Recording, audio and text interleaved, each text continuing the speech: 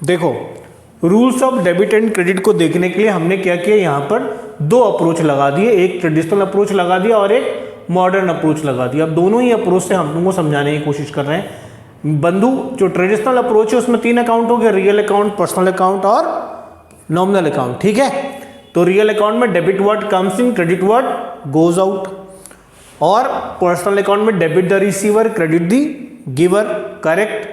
और nominal account में debit all expenses and losses, credit all income and gain, correct. और अगर मैं मॉडर्न अप्रोच की बात करूं तो भाई हमने क्या किया, मॉडर्न अप्रोच में अकाउंट को 5 पार्ट में बांट देते हैं हम लोग। कितने पार्ट में बांट देते हैं?